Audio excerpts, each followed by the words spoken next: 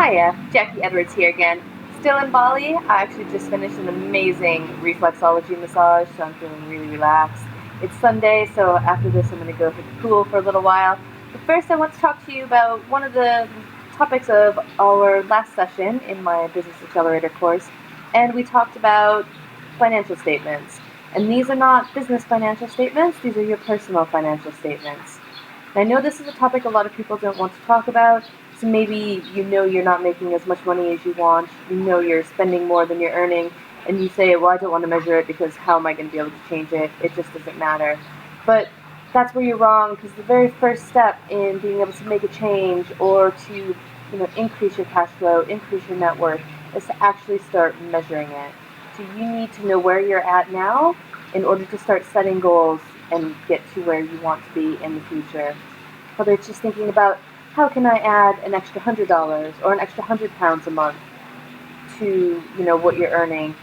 How do you start getting that? You need to know where you're at now in order to understand how you can get there.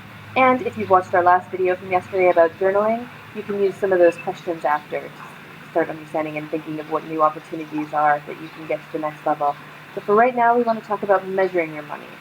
So again, this is your personal financial statement, so if you do have your own business, you should be doing these things in your business as well, but you should also be doing them from a personal level, so you know how much you personally are getting separate from your business.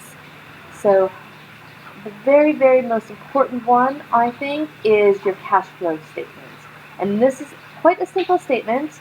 It is just how much cash is coming in, less how much cash you're spending, equals your net cash flow or your bank balance at the end of the month.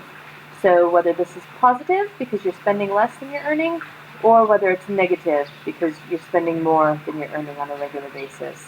And it doesn't matter where you're at now, it just matters that you're measuring it and you know where you're at and where you're starting from. So I'll attach a quick spreadsheet and really, really easy to use one onto my blog entry on the website. So if you're watching this on Facebook or on YouTube, just find the link below and you'll be able to get to the entry and download the cash flow spreadsheet. Again, it's going to be very, very simple because all you want to do is start what's the money coming in every month. So whether that's your income, you have a bit of money from any investments, properties, stock market, your job, what is the money that's coming in to your bank account in cash every month? And then you want to reduce that and show what are your kind of fixed expenses. So what do you have to pay for your mortgage or your rent every month? What do you need to pay for your utilities and your bills? What are the expenses that have to come out every month? Food, maybe it's for your car expenses, transport, to get to and from work. So you want to put those in your fixed expenses so then you can see what's left over for discretionary spending, so things like shopping, maybe holidays, going to restaurants. And once you've taken out a kind of discretionary spend, you can say, am I positive every month or am I negative? And where exactly am I at? And then you can start setting your goals. You should have savings coming out every month. I would say just 10% of your money should be going towards savings, and that's going into just an account where you can start building wealth, start building just a bit of comfort behind you. Or you can start to see, once you know maybe you only have an extra £100 every month, and you'd like to double that and say, well, I want to have an extra £200 every month.